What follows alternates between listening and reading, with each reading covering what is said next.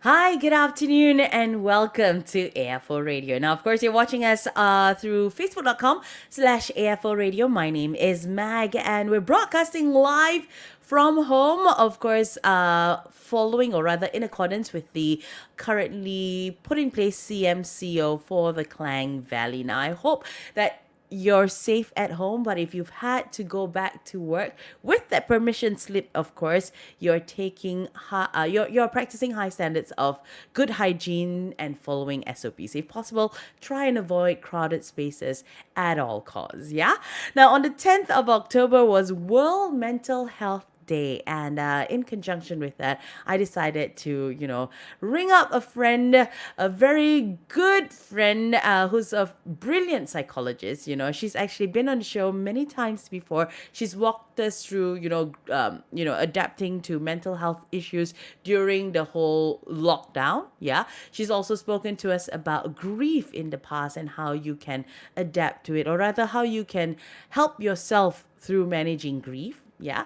And today we want to talk about mental health. Okay. What is mental health? Why is it so important to actually take care of your mental health and everything to do with that? Okay. So let's not waste any more time and bring on our guest this afternoon. So let's have Dr. Ng Wai Sheng. She is the founder and clinical director of Growing Space Psychology Center, Malaysia. Now, I think she's got two centers, and they're doing their best as well to follow with the CMCO. So let's have a little chat with Wai Sheng first before we get into mental health this afternoon. Hey, Wai Sheng, how are you? I'm good. Thank you for inviting me again. Thank you for always saying yes. I mean, I'm very blessed to actually have you say yes every time I call you, because we want to make sure that we're putting out the right information. I could be talking till the cows come home, but I'm no professional in the matter. So it's always best to have a professional. So how's it going? How's the CMCO treating you? Are you guys at work, or you've decided to just completely take a break for the 2 weeks and not see any patients? Yeah, we're doing both actually. We Okay. are we have one center in Seremban which is doing all right, Mm-hmm. So we are kind of keeping regular operation, but see if our clients can, take 2 weeks break and then come back and see us, in person Yep. while we switch to online. Whereas the KL center, we really encourage our clients to wait, 2 weeks later. Yeah. So kind of doing our part to flatten the curve again, hopefully. Absolutely. I think Yeah. it's very important for all of us to just follow with the SOPs, and while we're keeping ourselves safe, I think we can also help to keep others safe as well. Let's just Mhm, mhm, stay put and mhm, just stay away from any crowded places. Like, yeah, it's very, mhm, very important. Okay. mhm, Now, World Health Day happened to be on Saturday, I think the 10th of October, correct? mhm, So, mhm. with World Health Day, I think going through social media, I noticed that there's a lot of people posting about World Mental Health Day. Mm. So what is World Mental Health Day, and why is it so important to commemorate the day?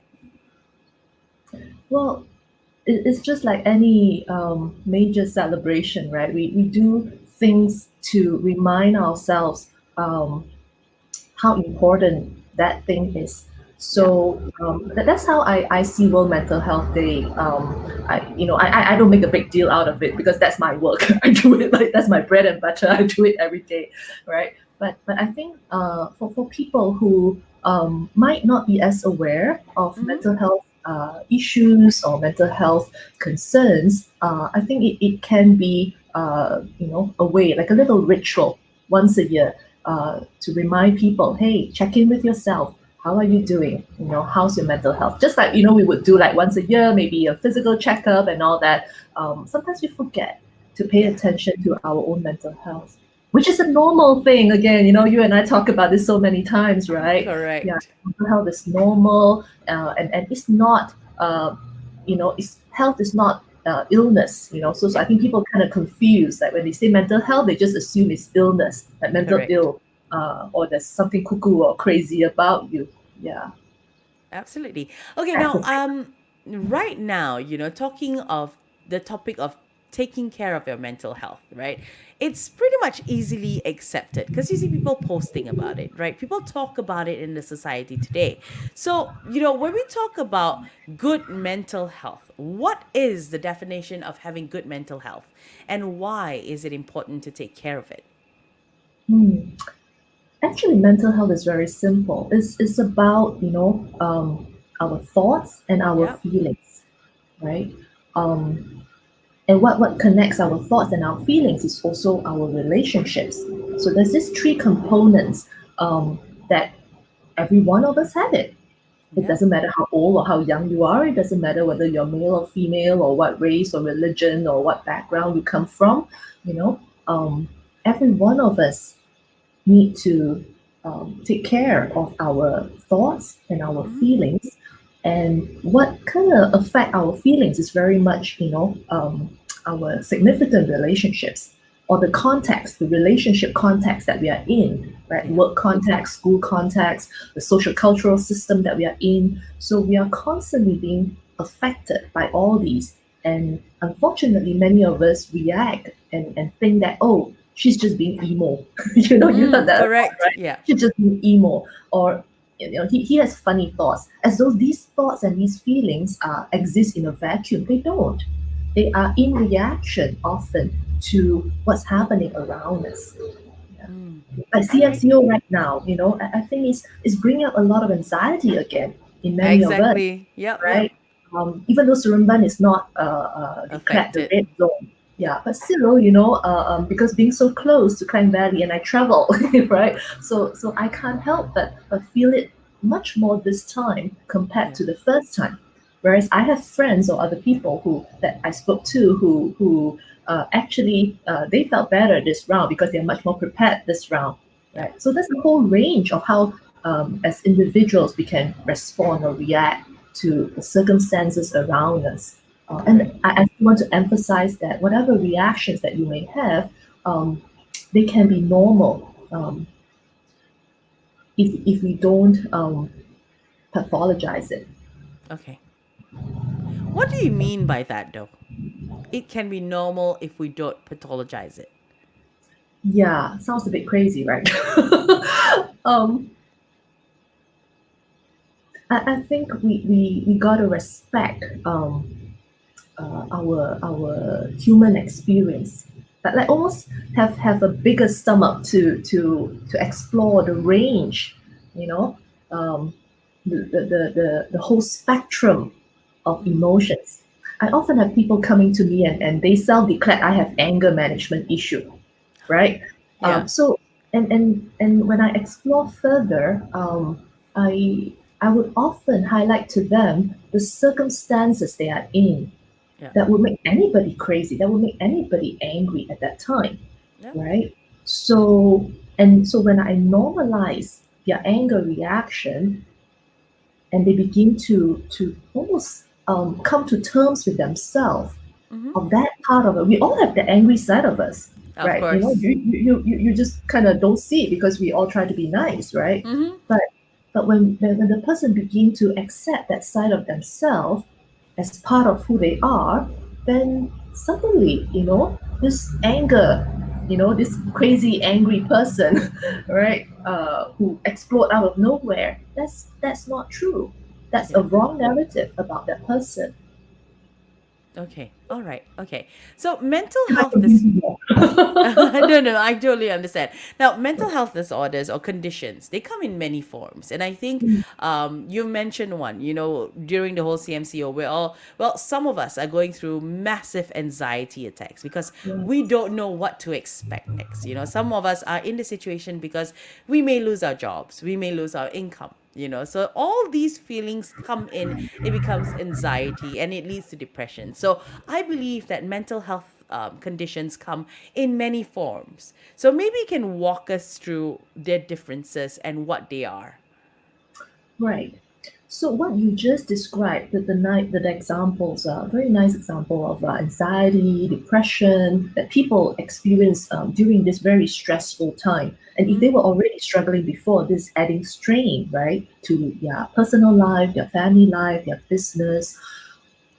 So if each of us apply empathy, so we put ourselves in the person's shoe, right? It would make sense, isn't it? Yeah. That emotional reaction, and we wouldn't pathologize that and start diagnosing the person with all kinds of like disorders, right? Um, I think the more we can contextualize it, um, the more we can contextualize the emotions, then we actually normalize what is mental health instead of calling everything as mental illness. Yeah. It's very helpful, of course, if a person is at the extreme behavior, for example, if they are suicidal, they are having, hearing voices, they are having so much anxiety and compulsive behaviors that they affect everybody around them, right? Mm. So when you see very extreme behaviors like this, of course, we want to be very concerned, right? Of I mean, the course. diagnosis can be very helpful, Mm-hmm. and maybe for people who cannot really cope, then a little bit of medication, help them cope a little bit short Yeah. term. But um, that shouldn't be part of a person's identity. I would Absolutely. say it that way. Um, because if we often look back and trace back, and that's the kind of work that I do, that many therapists do, that we trace back the history of the person, Mm-hmm. and more often than not, we often find things like history of trauma, history of grief and losses, circumstances that really would make it very, very difficult for the person and the family to cope, you know, Correct. like illness, accidents. These are normal human experience, Yeah. right? But we don't pathologize these things. But later on, when the person develops symptoms, the Yeah. person that's the person who end up going to see a psychiatrist, a psychologist, and they earn all kinds of labels. Correct. So I think that's my kind of bias in that sense. I would prefer that people think more broadly about this mental health as a normal part of human experience, Okay. to be All able to right. see the whole spectrum Yeah. of it. Instead of just judging one condition, you look at a person and you say, okay, this person is like this. You know what I mean? Right, like OCD, right? Obsessive Yeah. compulsive disorder, right?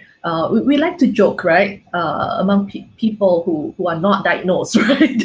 People who are diagnosed, they are very upset about it. So they won't joke about it. But those of Yes. us who are not diagnosed, then we joke about it. Oh yeah, I'm a bit OCD, or somebody else is a bit OCD, right? Um, but someone who is very, particular about maybe cleanliness or checking something, they can also be very highly functioning. Yes. You know? And often they, if they're highly functioning, it's less of an issue. It's only when people are not functioning, they take too long a time to arrive to work because they're checking their car, all the time, right? They stop their car, to check if they have hit somebody, or they shower for such a long time Mm. that nobody else can use the bathroom, so they create inconvenience for people. I think that's when it becomes problematic for people. Okay. How can it affect you though? How does it affect your daily life? What happens if a person is going through a situation, going through a mental health disorder? Or how would I describe it? Yeah. So it really depends, I think, on the the people around you, the people that you surround yourself with, of course. Mm-hmm. If you are with people who understand, they give you space, they allow you to cry, they Mm-hmm. allow you to be upset, and they don't hold it against you, and they try to keep life as much normal as possible, Yeah. not playing it down, not kind of blow it up like what's happening to you and all that, and checking in on you every 5 minutes. But when you have very supportive and understanding people around you, it could be family, it could be friends, it could be just your own community of people, right? If you live with yourself, then these are things that you got to do for yourself, right? Yeah. So you got to be very gentle and kind to yourself, and still allow those kind of unusual or uncomfortable emotions and thoughts to surface. so that Correct. you can look at them, understand them, and let them go, Yeah. right? The um, the irony actually is when it's like driving. Something emerge, something unpleasant emerge. It could be a thought, it can be an emotion. Our often natural reaction is that we press brake. Yes. Like we Yes. press Yes. brake on it and say, no, no, no, I'm not going there. Oh no, that's bad thought. Then you feel Yeah. guilty. Then you judge yourself, right? Or a parent see a child cry. No, no, no, don't cry, because it's Yeah. not about the child. It's about the parent feeling uncomfortable, right? Parent doesn't know what to do, so the parents are like, no, no, Interesting. no, don't cry. It's like, what's the point of crying? Trying to be practical there. But all these is like pressing the brake, right? And if the emotions that need to come out or the thoughts that need to come out, you do not allow them to come out naturally, then you're just going to spend more time Yeah. there, right? Correct. You're just dragging out the time to heal. That's why people Okay. keep saying, I don't know why, like, I keep going through this cycle. I keep crying. I can't stop myself, Mm. right? Chances is that before that, they keep trying to stop themselves from crying, Yeah. right? When really, if you just allow yourself that space and that time without needing to explain to anybody, you just allow that space and time to cry, right? The tears come out, you have that cathartic moment, right? And it will finish. It Wow. will. But you start and you Wow. press break, and then it's like, oh no, no, no, no, no, I should. Then yeah, then you suck it in again, then it's a rah, then you have a bigger outburst, right? And oh no, that's horrible. I should not do that, right? And then you suppress all over again. It's just Yeah. dragging out more time, and it's going Yeah. to kind of leak in very unexpected, unpredictable time. Correct. Okay.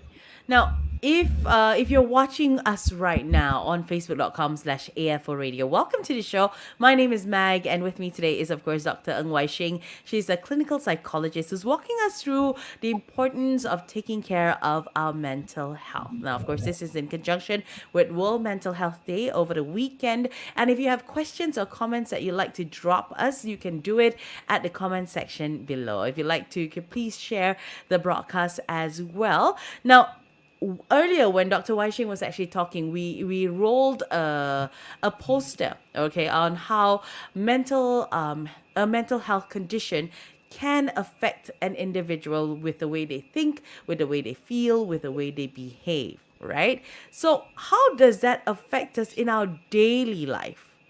If we're gonna be we get overwhelmed with all the feelings, right? And suddenly if you're working, how does that affect us? Right. The most common symptoms that people report is they can't focus, right? So some of usually you will start noticing the breakdown of Yep. functioning, and the breakdown of functioning are again, you look for very basic human living uh, uh, components like eating, Yep. sleeping, your attention and focus, right? Mm-hmm. So these are the three areas that it's quite easily that you will realize that something is not quite right when you feel when you normally have good appetite and you're not kind of feeling like eating Yeah. anymore, or, Yeah. or people notice that you eat more, right? Correct. So you have this two spectrum, right? Either you are eating less or you're eating more. So Correct. you're, people who are eating less, they tend to lose weight very, very quickly within a short span of time, right? And people who eat too much, they put on weight also within a short span of time. Mm. Sleep, again, there's two polar to it. That people who either sleep too much, right? They don't feel like waking up in the morning. Yep. And those who can't sleep, right? Most of us kind of fall in between, right? But Yeah. usually when our functioning is breaking down, we look for these two things. And of course, what we know about sleep is that when you don't sleep, or you don't have enough sleep, it affects the functioning the next day.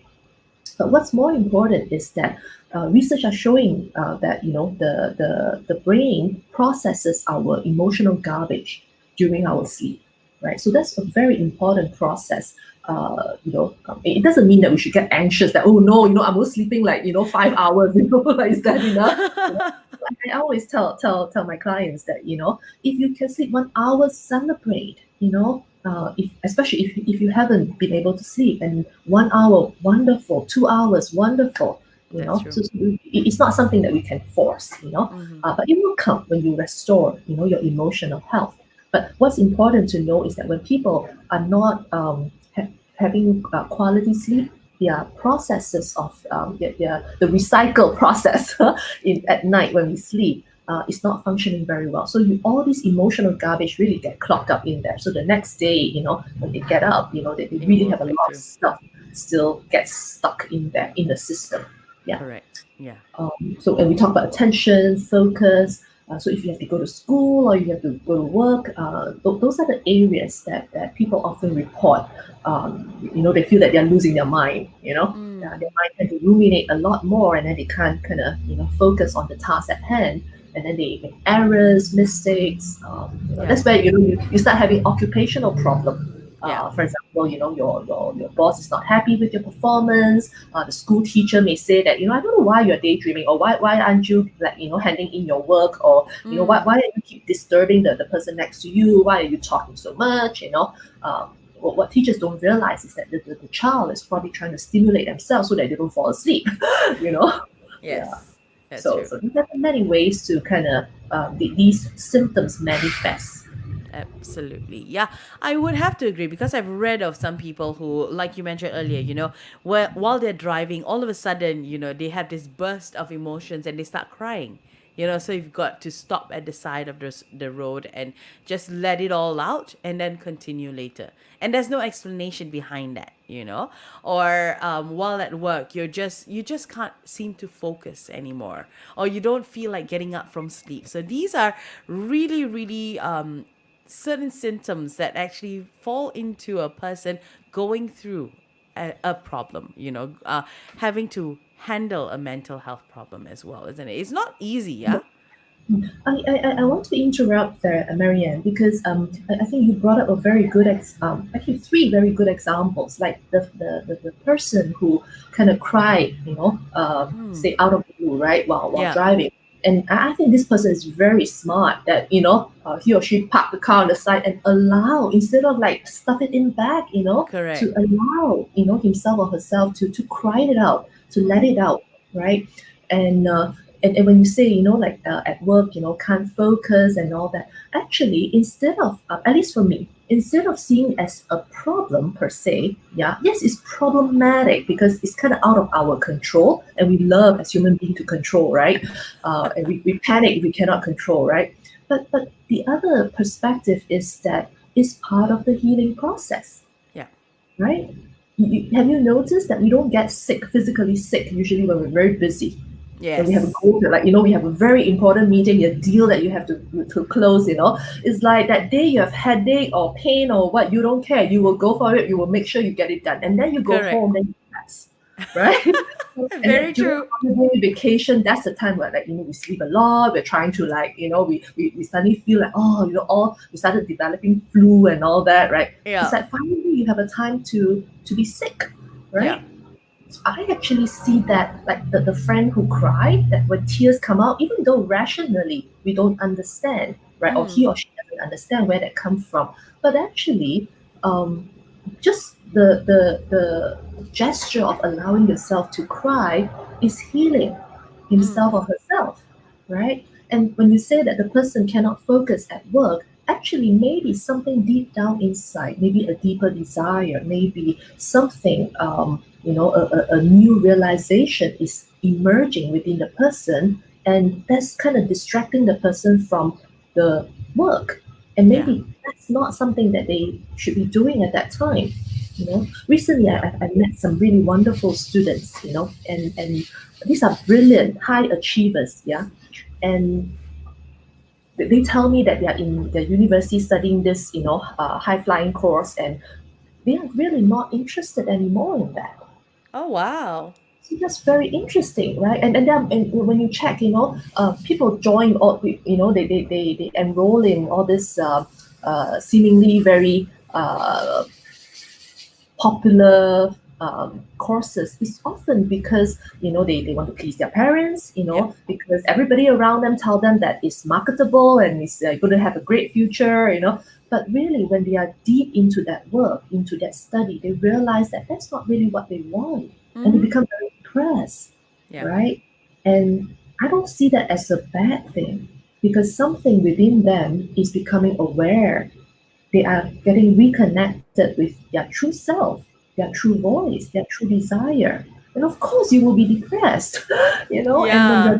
depressed and you are like thinking about, oh, I'm going to disappoint my parents. Oh Yep. dear, I don't know what I'm going to do in life if I don't do this, right? Because everybody tell me that this is the only skill I have, but really I don't want that. I don't Yeah. see myself doing that in the future, and so you become very depressed. You lost interest in studies, but really, your heart is telling you that something probably is more important.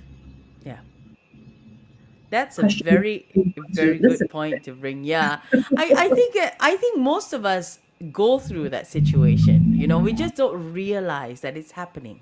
And now that you've painted the picture, then we're like, oh, yeah, I did that. Kind of thing. I think breakups also lead to a whole lot of problems when it comes to mental health as well, isn't it? Because I've been with people who you're so hurt that you really don't want to wake up anymore. You feel like if I don't get up, I don't need to deal with this today. That kind of a thing. But we all know it's not very healthy, and we need to take care of ourselves.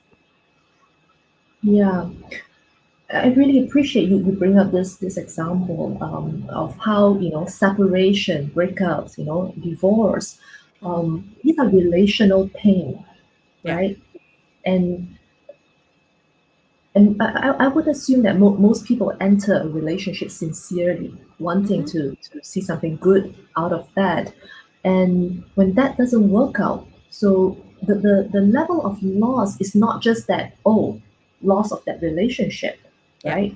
But loss of dream, loss of the amount of energy and things that you have invested, Sacrifices, yes, that you've invested. sacrifices, and if you've been married with this person, sorry, it's really No loud out there. Can worries. you hear it? Yeah, sorry for the motorbike. Yeah. So, so I want to get back to if you've been living with this person for a significant period of time, right? And this person is like part of yourself already, like Correct. your limb, or and to divorce with this person, to separate, or if this person died or something, it's like losing one limb, right? Correct. You literally would have a hard time functioning, Mm-hmm. right? So, given the circumstance, we would normalize it more than it'd be so simple to call it. Yeah, the person has depression because he or she don't want to live anymore, or this person is very worried about whether they can get a partner again for future. Mm-hmm. So we would want to normalize that. Yeah, yeah, What is the danger of normalizing this though? Because um I'm grabbing from everything that you said. I can sense that there are dangers should we normalize these emotions. it's almost like we want to have two level of thinking. Yeah, Okay. the very practical one, of course, we look for symptoms. We look for symptoms as in really dangerous, risky ones, like if the Okay. person is drinking themselves to death, or if the person is drinking and driving, right? Okay. Or the person is turning to drugs, or they are beating up people around them, or Hmm. they are doing self-harm. So yes, we want to at the very practical level, make sure that the person is not hurting themselves or hurting other people. Correct. That's basic, right? But apart from that, that's where we want to allow enough space, like that spaciousness, of understanding, of compassion, to allow normalizing, because Mm-hmm. that's what all of us want to, isn't it? We all go Correct. to doctors, and often what we're very scared of is to know that we got something, you know. Correct. So to carry that weight, that I have to take care of the feelings of people around me, and because I Mm. don't want them to judge me, I don't want them to feel sorry for me or pity me. That actually is a lot of burden, a huge Correct. burden. Kids don't want to tell their family, their parents, what's happening to them, because they don't want to worry them, they don't want them to nag them, they don't want them to tell them not to feel this, not to feel that. Yeah, kids now are very smart, you They know. are, they are. And I But think the as downside, parents, it's a bit difficult because we need to also pay attention to that aspect of their lives as well. It's not just raising them, but making sure that we raise them and help nurture their mental health as well, isn't it? well, you are a very advanced parent, Marianne, yeah, because you're thinking about mental health. Unfortunately, parents often traditionally come to therapy or come for counseling when they see their kids not performing academically, Okay. yeah, or they shut themselves in the room too much and not engaging with anyone, you know. But Mm, by then, by the time they see all these things, that's the latest stage already. Actually, earlier okay. on, usually the kids are trying to mum themselves, to sort things out by themselves, not wanting to worry their family or their parents especially. Okay. But that's where I want to respond what you ask earlier. Is there a danger for that? It sounds really noble, right? When you want to take care of your parents, and so you try to like be cheerful, appear, and get all your A's, and Pretty much appear put on a mask lah and pretend. right. That's more dangerous, isn't it? Because that's when Yeah. you isolate yourself from getting the help that you really need. Mm, And your parents can't help you. yeah. Therefore, because they don't understand. So if they don't understand, they keep saying the wrong thing. They just assume Correct. that either you're lazy or you're, I don't know what happened to you. You have wrong friends, wrong company. So they may reprimand you instead of trying to be supportive of you, right? So Okay. they become bad parents because in some way they don't know how to help the child, and when the child cannot tell the parents what's going on. Yeah. So that's how families can affect each other when there's some emotional concerns. Okay. All right. So we've just basically just crossed over to a child's mental health as well because as much as you think I'm very advanced, I'm not. The reason is because I realize that I am making these mistakes, and I am in fear that my son will someday be like that. He might isolate himself because he feels like if I tell my mom, she's not going to do anything. She's just going to say I'm drama la, or I'm showing a temper tantrum, or I'm not doing very well. So sometimes you cannot control yourself, but when it happens, after it happens, you're like, oh, I shouldn't have done that, because the next time he's not going to react the same way. He's not going to be sharing his emotions with me. So I have a fear of that in the future. So that's why I brought this up as well. Mm-hmm. Well, Marianne, having that fear and that desire to be a better parent makes you very advanced. Yeah. I'm sure you have spoken to many other parents who that you know that what makes a difference is that you realize, and then you want to make a change. Yeah, Yeah. I mean, I have worked with very rigid parents, and I literally want to cry in the room, Oh dear. for the child, for that Yeah. teenager who cannot change their parents' mind. Yeah. Correct. So anytime when I work with a parent who is kind of questioning themselves, feeling very guilty, beating up themselves, I'm thinking in my heart, oh, thank God for this parent. Of course, but then this kind of guilt doesn't help the child, doesn't Correct. help the teenager, because they don't want to carry their parents' guilt also, right? So I think when coming back to that question or concern that you have, just by being self-reflective, that self-awareness that you have, like, oops, I made a boo-boo, I made mistakes, but who doesn't make mistakes? That's what we teach our children, right? So Yeah. that's what is normal about, and it's probably good. You develop intimacy with your son or your daughter when um, you can acknowledge to them that you are not perfect, you made mistake, right? And they know that, they just don't point it out to you, Oh, trust me, mine does. He's a 10-year-old and he's like, hey, mommy, you told me not to do that, but you did it. Then I'm like, okay, I'm sorry. I shouldn't have done it. Please don't do it also. It's not easy because it's like a slap in the face kind of thing. But yeah, our children are so advanced these days. So, Yeah, yeah. it's a scary path to take as parents as well because you really don't know what you're going to have to face in the future. That's a book, you trigger my mind. That's a book called Sacred Parenting. Yeah. Wow. Um, and the kind of, they have this title and the subtitle. It says sacred parenting, how children make parents holy. Okay. Holy as in you become more wholesome as a Yeah. person. I should really go look for that book. You know, because it's exactly what your son said to you. Mommy, you did that, you know? Right? I thought you said you're not supposed to do that. Right? Yeah, and that's They how are the like helps you. literal conscience. Correct, correct. And because you are humble enough, you can immediately connect. Yeah. And I wouldn't take that for granted, because sometimes when our ego is very strong, sometimes that Yeah. happens. When we are feeling very insecure about ourselves, and our ego is very strong, we become very defensive. That's when children shut down. They don't want to push their parents further. Yeah. Correct. But if the child can actually be very assertive, that means the child is actually very close to you. It's an intimate relationship. And if you're Wow. intimate, then there's a lot of good stuff that you can influence each other when you have good relationship.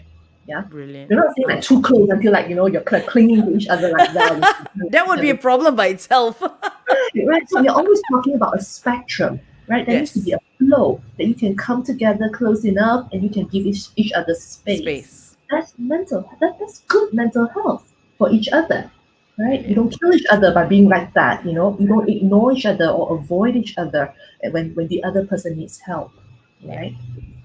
All right. I love that. Okay. Now, you brought up a very interesting point where you say sometimes children, they don't want to pursue things. They put on a face. They put on a face that they're happy. They don't want to burden their parents with all the problems that they may be going through as well. Now, if you look back over the past few years, we have received news and watched some of the most prominent personalities take their lives due to mental health problems. And these are the people who have, projected common traits like they were happy. They were happy, they were out to make other people happy.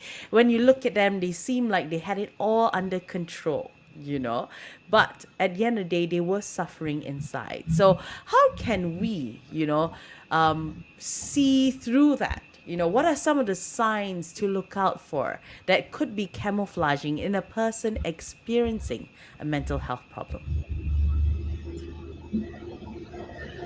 Usually when people are suicidal, Mm, there's depression there, clinical yeah, depression. We're not talking about just like, we all have ups and downs. Some depressed correct. would probably normal. But if you're talking somebody who have been kind of, down, depressed, for a sustained period of time, and they're not Yep, getting better, right? Usually, suicidal thoughts would be part of that, because you'd be correct. thinking about how to get rid of that pain, how Yeah, to escape, how to relieve, how to find, how not to burden the people who are caring for you, right? absolutely. And I still come back to people who are very close, who either live together, or you are the intimate partner, intimate community. Um, how do we pay attention? You know, I think so much of social relationships is like those, like, you say what the other person want to hear, you Yeah, know, and we kind of expect that of each other. So correct. relationships, even though you may, we may claim to, oh, we are friends, and oh, this person look happy and all that, but really the reason we don't know is because we are not close to that person, Mm, right? At least we're not close enough, close enough. Yep. right? And there must be a reason why the person do not let us be close enough. Of course, there's personal reason. The person maybe generally is very very private. Mm, So they let very very few people in, right? correct. And then we also have people who have been kind of betrayed and traumatized and betrayed before, and so that become a barrier for them to allow themselves to be vulnerable, of course, to people, Mm-hmm. right? But in general, I think people do want to share with other people about their inner landscape, about their interior pain, Yeah, but finding the right the right people who person. make them Correct. feel safe. Yeah. It's about safety. Mm, Do I feel safe enough to tell you my deep dark thoughts, yeah. and you don't, not just judge me, because that would be easy to screen, but I don't want you to carry my pain also. So Yeah. that's why very, very close partners or family members, sometimes you might find that it's harder to share. It's harder to share all these deep, dark thoughts Yeah. with a person who's very, very close to you, right? Correct. Because you don't want that person to carry that, or you don't want to worry that person. The person is You don't want very to clear, burden them. Yep. right? You already know that person is going to be anxious, worry about you cannot sleep and all that. Then it's like, oh dear, then I have to like do all the camouflage, to make sure you are okay. Yeah, correct. So it's like double the work. Correct. Yeah. Okay. Yeah.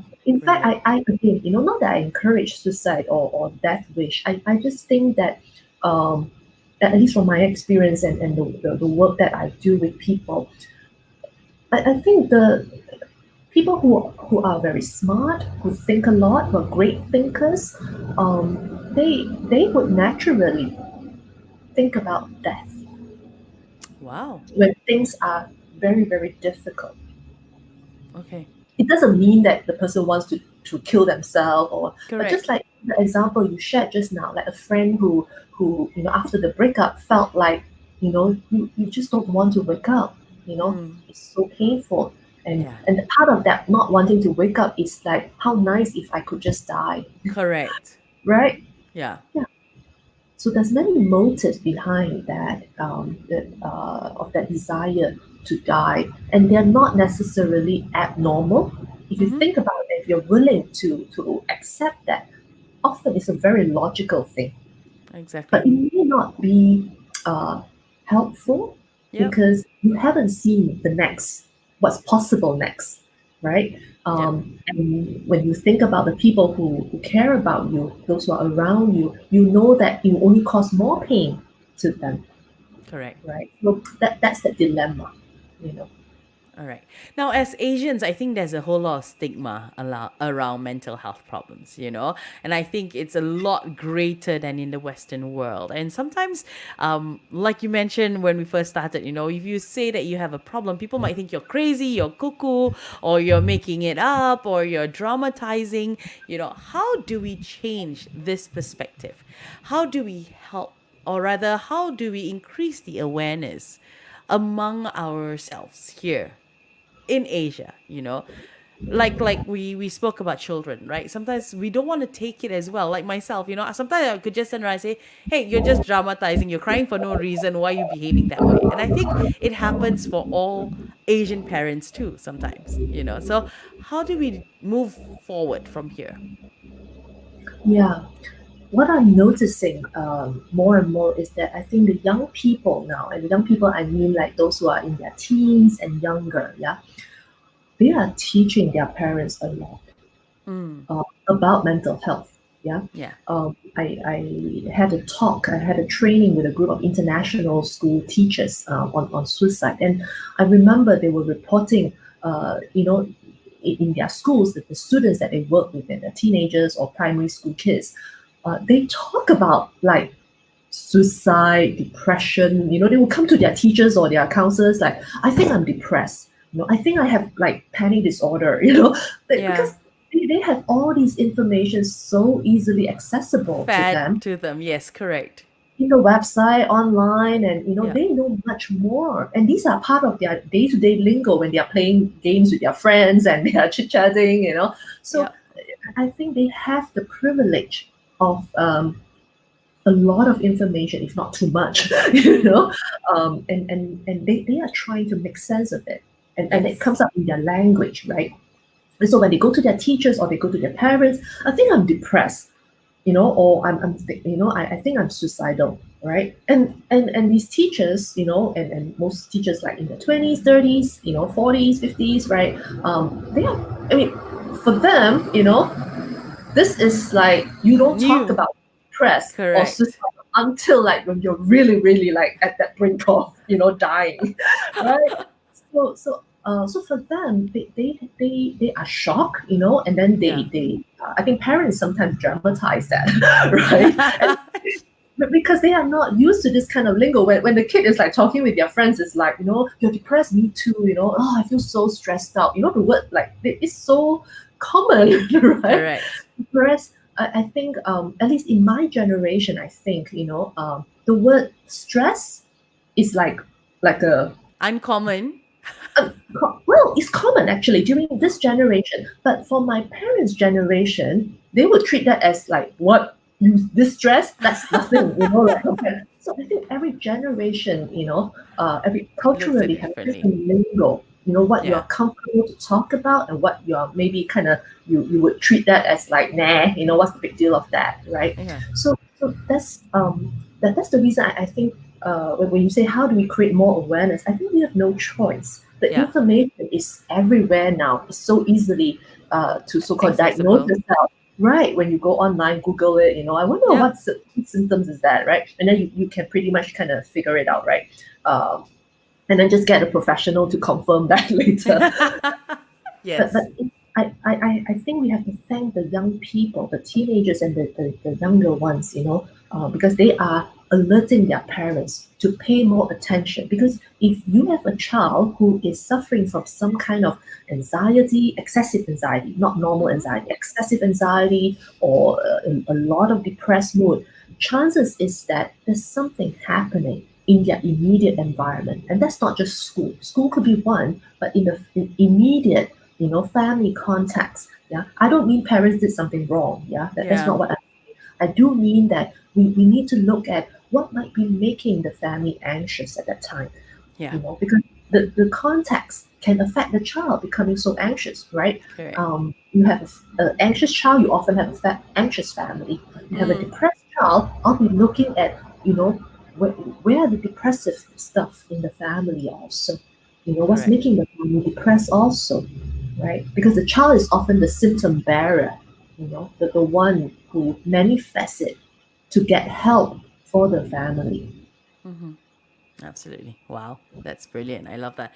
Okay, so now we are running out of time. So we're going to go very quickly about, if you feel like or rather if you know that you are going through something or you want to take care of your mental health better, how do we begin? Where do we start? What can we do? I mean, fitness is very easy.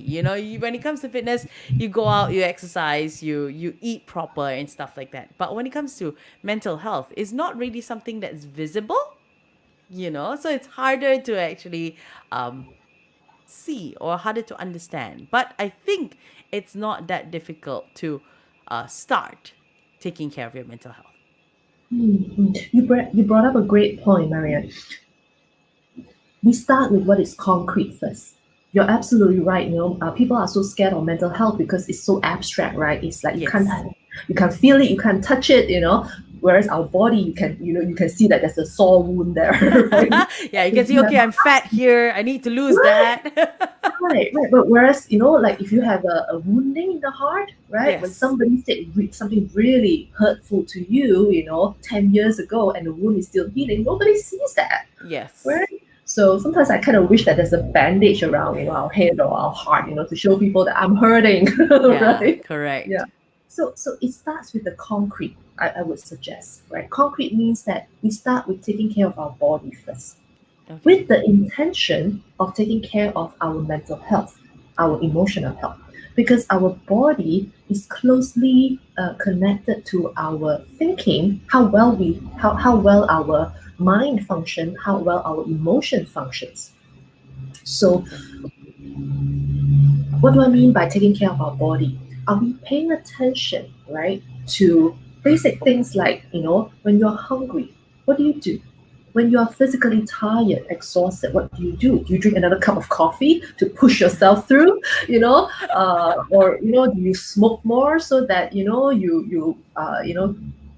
kind of be a little bit more alert and get through that, and to relax yourself?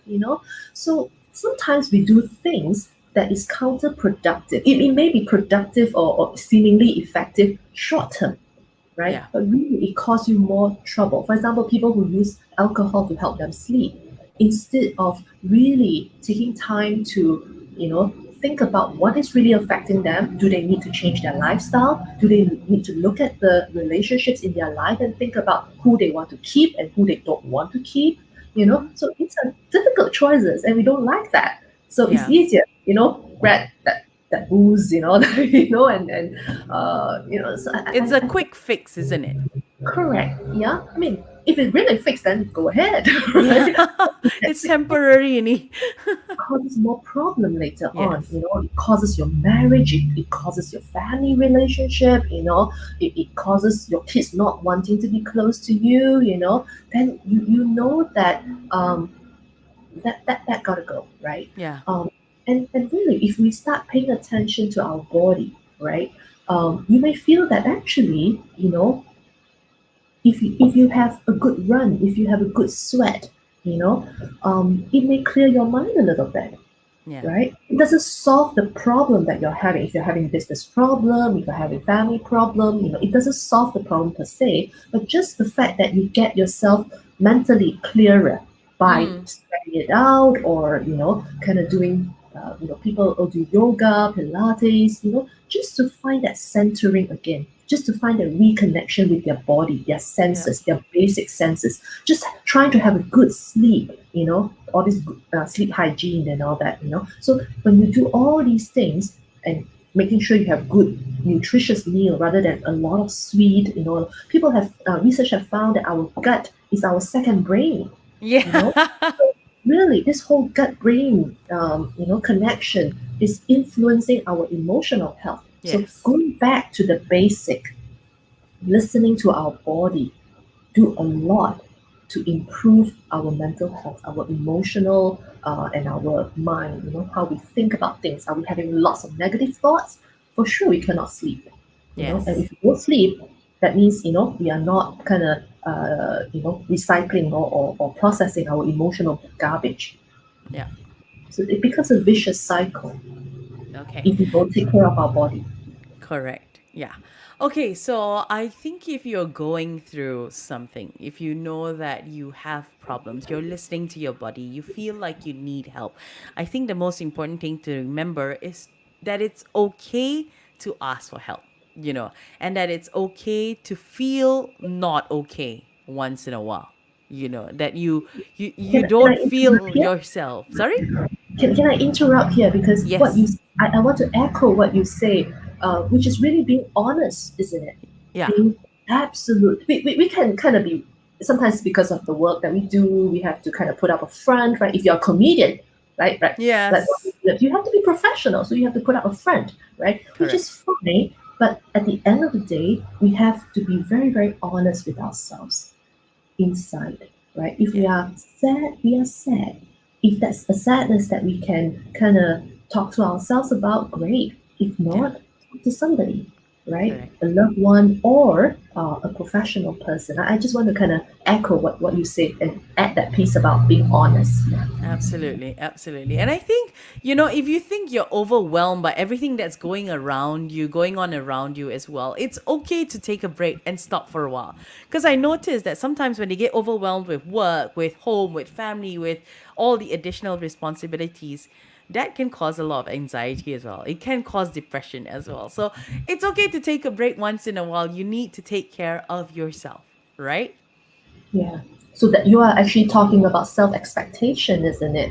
Yeah, Sometimes we expect too much of ourselves, right? correct. And then, but I don't want us to blame ourselves for having high self expectation, because that usually comes from wanting to please some people, right? Absolutely. Please our parents, please our loved ones, even please our mentor, our boss, right?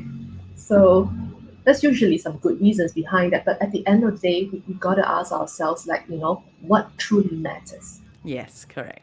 All right. Okay. And don't be afraid to talk to someone. Find that someone who can really understand you, because Wai Shing mentioned earlier, if you find someone who can listen to you, and you don't think that they're going to be feeling burdened by what you're telling them, then it's great. Talk to someone. I think That's there why are a we lot go of seek a professional mental health person, correct. right? Because Correct. like, you know that you seek this person who it doesn't affect them. Yeah. It's their work to hold your emotions and your thoughts together with you. Yeah. Whereas with family members, a bit hard because sometimes Ada. it's very personal. I'm Correct, not true. happy because of you. True, true, correct. Okay. So now as we come to our final question this afternoon, Wai Sheng, I want to know, how can we help someone experiencing a mental health problem? What's the most important thing to remember? Because myself, I've also been around people where I can tell that they're overwhelmed by everything around them. I can tell that they're going through anxiety. I can tell that they're going through depression. But it's hard to admit that we're going through something. It's hard to admit that, hey, we have a problem right now. We need to help ourselves. So sometimes we can step in and say, hey, you know what? How about you speak to someone? Or how about you take a break? What can we do to help the ones around us? I think of safety, like how do you create safety with that person so that the person would be willing to share more with you? That's Mm, one. And number two, how do you create that safety so that the person would be willing to allow you to influence them, right? Influence me could be as simple as like, hey, should we go consult somebody, like, a professional person, you know? So you want to influence that person to seek professional help because you know it's too much for you. But in order to do that, you want to have the person trust you. yeah. Yeah. So safety is actually very important. Yeah. Okay. All right. So there really isn't one standard way of helping someone with a mental health problem or helping ourselves, isn't it? There are many, many different ways. I would say less is more. Less is more. Sometimes in our anxiety, we may want to say a lot to the other Yes. person, oh, have you tried this, do this, da, da, da, and We're that going to help them actually, diagnose it. right, and that actually Is creates dangerous. unsafety, it Yeah. creates that more anxiety for that person. Correct. I actually had a client who got very concerned because her friend said to her that, I think you need to go and see a therapist. And so she, well, my client actually made an appointment, Mm. but one of the things that triggered her was because the friend, who was going through a very depressed period, said to her that I think you should go and see a therapist. Okay. People don't realize that something like this, I don't know whether it's out of good intention, but when you say something like this to a very sensitive person, not in a bad way, sensitive is a good thing. They listen, they take in feedback, but it makes them question themselves, like, oh, does that mean that something is wrong? Yeah. Like, that I shouldn't be expressing like my tears or my whatever, my anger, or as though those things are bad when all this anxiety, anger, sadness, they are normal, Normal. as normal as our happiness, our excitement. Yeah. All right. Brilliant. Okay, so as we come to the end of the show, Aishing, anything that you'd like to add this afternoon to our topic? Do you have any advice, perhaps? Do you have any things for us to remember, maybe reminders for us when it comes to taking care of our mental health or, mental health in general? I suddenly thought of this thing about, because since I mentioned that all these negative emotions like sadness, anger, anxiety, they are often perceived as negative, and Absolutely. therefore people try to shut them off and, Yep. and like increase happiness, but not like ignore all this, right? But Yeah. actually, I want to emphasize that there's only one switch to emotion. You switch off sadness, anger, anxiety, or you thought you switch it off, you pretty much switch off all the positive emotions also. Oh, So bye bye to happiness, excitement, and because your emotional life just become flat. It's dead. Yeah. okay. So Wow. that's just part of life, isn't it? The rhythm of life, right? You have to Sadness have helps you balance. experience happiness. Yes. Happiness is like, and happiness is so short most of the time, right? And if we hold on, we treasure, we savor that moment, it helps us to go through the difficult time. Wow. Okay. So don't suppress the negatives because the negatives would lead to positive lah, in a way. Is that what you're saying? They are, like yin and yang, Yeah. like Yeah, if you see the yin, interrelated. Yeah. right? So they are complementary, and Yeah. within the white, there's the black spot. Within the black, there is the white spot. So Yeah. nothing is really absolutely bad or absolutely good. Good. They function together. We need both. We need, all emotions, the whole spectrum of emotions to be normal. Okay. I really think there really isn't a proper definition of normal, but that's a topic for another day. Now, watching, you've helped us, you've enlightened a lot, when it comes down to mental health, and I hope that we've helped some of you out there as well. If you're going through something right now, or you know of someone going through something, if you're close enough to identify that, as we mentioned earlier. Okay, if you do need help, do reach out for professionals out there. There are many as well. Now, Wai Shing herself actually has a center, so you can actually speak to her if you feel you need to speak to her. Go ahead. Why not? Okay.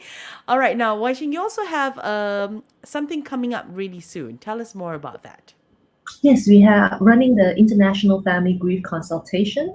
It's going to be a virtual conference where we are inviting, people from different backgrounds, professional backgrounds, different culture to come together and share, their personal and professional grief experience.